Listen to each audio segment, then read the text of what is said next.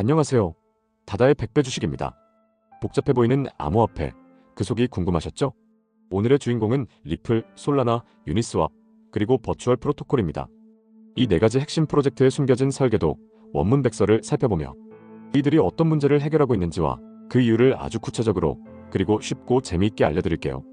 딱딱한 용어는 잠시 잊으시고 제가 들려드리는 이야기를 따라와 주세요. 1.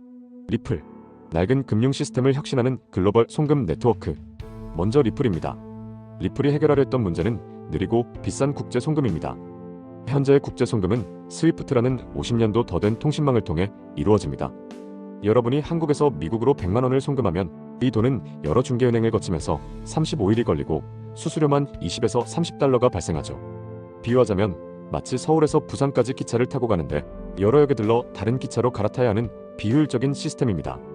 리플은 이 문제를 해결하기 위해 리플렛이라는 은행 전용 네트워크를 만들었습니다.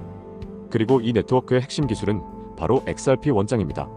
비트코인이 전 세계 모든 컴퓨터가 참여하는 느린 민주주의 방식이라면 리플은 미리 선정된 소수의 신뢰할 수 있는 기관들, 은행, 결제회사 등이 거래를 빠르게 검증하는 합의 알고리즘을 사용합니다. 덕분에 거래가 단 35초 만에 확정되죠. 리플의 코인인 XRP는 이 네트워크에서 브릿지 통화 역할을 합니다. 예를 들어 한국의 은행이 미국 은행으로 송금할 때 100만 원을 XRP로 변환하고 이 XRP를 리플렛을 통해 미국 은행으로 즉시 보냅니다. 미국 은행은 도착한 XRP를 즉시 달러로 바꿔서 수령인에게 전달합니다. 이 모든 과정이 순식간에 이루어지니 송금 시간과 비용이 획기적으로 줄어드는 거죠. 리플은 이렇게 낡은 금융 시스템의 틈새를 파고들어 은행들의 효율성을 높이는 데 주력하고 있습니다. 2.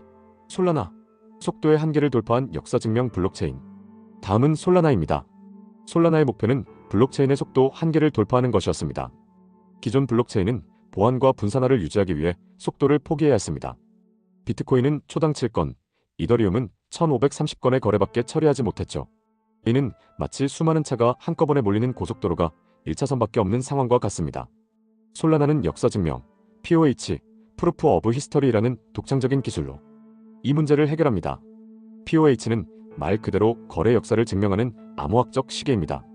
비유하자면 모든 거래에 몇 시 몇 분 몇 초에 발생했다는 정확하고 위조 불가능한 타임스탬프를 찍는 것입니다. 이 기술 덕분에 수많은 컴퓨터들이 서로 네가 가진 거래 순서가 맞아? 하고 확인할 필요가 없어졌습니다. 모든 거래에 찍힌 시간 기록만 보면 순서가 명확하게 증명되기 때문이죠. 거래 순서가 미리 정해져 있으니 다음 거래를 처리하기 위한 검증 과정이 매우 빨라집니다. 솔라나는 POH 기술을 통해 초당 수천 건의 거래를 처리하며 마치 여러 개의 10차선 고속도로를 동시에 열어 수많은 차가 막힘없이 달릴 수 있게 만든 것과 같습니다. 이는 복잡한 앱이나 게임, 실시간 결제와 같은 서비스에 아주 유리한 환경을 제공합니다. 3. 유니스왑, 인공지능이 관리하는 무인 자동 환전소. 세 번째는 유니스왑입니다. 유니스왑은 중앙화된 거래소의 문제점에 대한 대안을 제시했습니다. 기존 거래소는 회사 중앙 관리자가 모든 거래를 중개하고 관리합니다. 이 때문에 해킹이나 불투명한 운영 같은 위험이 항상 존재했죠. 유니스왑은 이 문제를 탈중앙화 거래소, 덱스로 해결했습니다. 유니스왑의 핵심은 유동성 풀과 자동화된 시장 조성자, AMM입니다. 호가창이 있는 기존 거래소와 달리 유니스왑은 두 개의 암호화폐, 예를 들면 이더리움과 XRP를 담아놓는 바구니, 유동성 풀을 만듭니다. 그리고 이 바구니 안에는 항상 두 토큰의 수량을 곱한 값이 일정하게 유지된다는 수학 공식이 적용됩니다. 예를 들어 한 바구니에 100개의 이더리움과 1만 개의 XRP가 있다고 가정해봅시다. 한 사람이 이 바구니에 10개의 이더리움을 더 넣고 그 대가로 XRP를 가져가면 바구니 안의 이더리움 수량은 늘고 XRP 수량은 줄어들게 됩니다. 이 변화에 따라 수학 공식에 의해 XRP의 가격은 자동으로 올라가고 이더리움의 가격은 내려갑니다. 여기서 흥미로운 점은 일반 사용자들도 이 바구니에 자신의 코인을 넣어 유동성 공급자가 될 수 있다는 겁니다.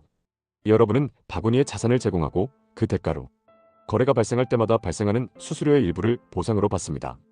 즉, 유니스왑은 중개인 없이 사용자들이 직접 거래하고 유동성을 제공하는 사용자들은 자동으로 돈을 버는 혁신적인 시스템인 셈입니다.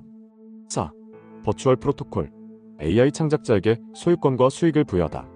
마지막은 버추얼 프로토콜입니다. 이 프로젝트는 AI 창작물에 대한 소유와 수익 배분 문제를 해결하려 합니다. 인공지능 기술이 발전하면서 AI가 음악을 만들고 그림을 그리며 심지어 게임 캐릭터로 활동하는 시대가 왔습니다. 하지만 이렇게 AI가 만든 창작물에 대한 소유권과 수익은 누구에게 돌아가야 할까요?